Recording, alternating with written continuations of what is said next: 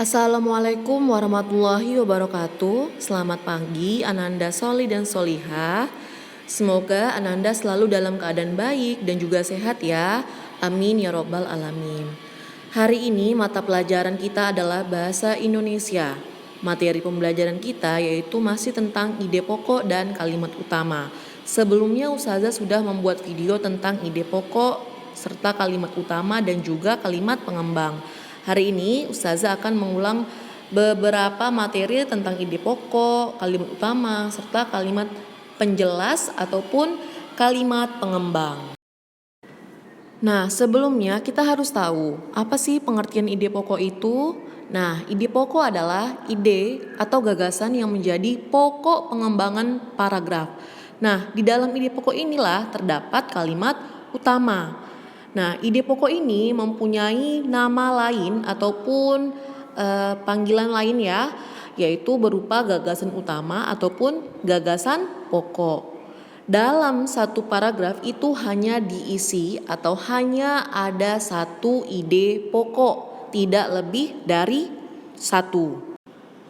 Jadi, dengan adanya ide pokok ini, kalimat akan terbentuk dengan sempurna sehingga menjadi sebuah paragraf yang baik. Nah, selanjutnya ada tentang kalimat utama. Kalimat utama adalah kalimat yang di dalamnya terdapat ide pokok paragraf. Untuk kalimat utama, nama lainnya adalah kalimat topik. Nah, di dalam kalimat utama itu terdapatlah sebuah kalimat penjelas, di mana kalimat penjelas itu adalah kalimat yang menjelaskan sebuah kalimat utama. Sekarang istilah lain dari ide pokok atau nama lain dari ide pokok itu ada beberapa. Yang pertama, ide pokok bisa disebut gagasan pokok, kemudian pikiran pokok, dan gagasan utama. Fungsi dari ide pokok yaitu adalah untuk mengetahui inti atau pokok bahasan pada suatu bacaan. Jadi apa sih yang sebenarnya dibahas dalam sebuah paragraf tersebut?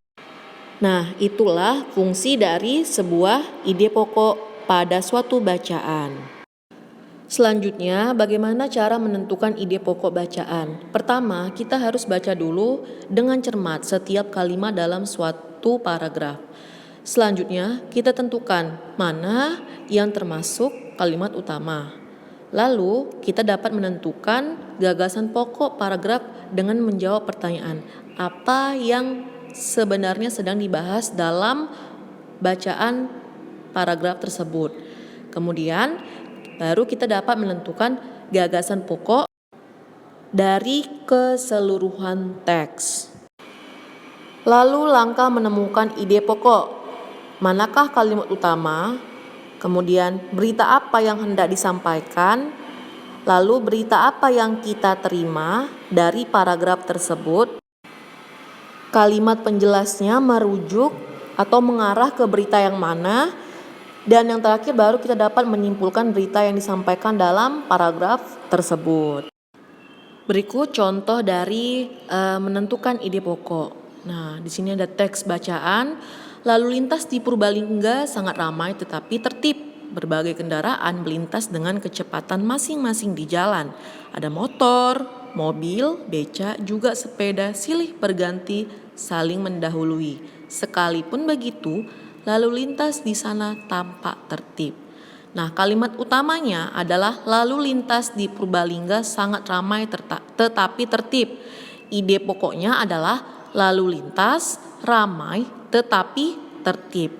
Bisa dilihat ya perbedaan dari kalimat utama dan ide pokok tersebut. Nah, kalimat utamanya itu berada di awal kalimat yang mana sesuai dengan teks bacaan tersebut. Sedangkan ide pokoknya itu bisa menggunakan bahasa sendiri. Jadi dia tidak terpaku dalam bahasa buku.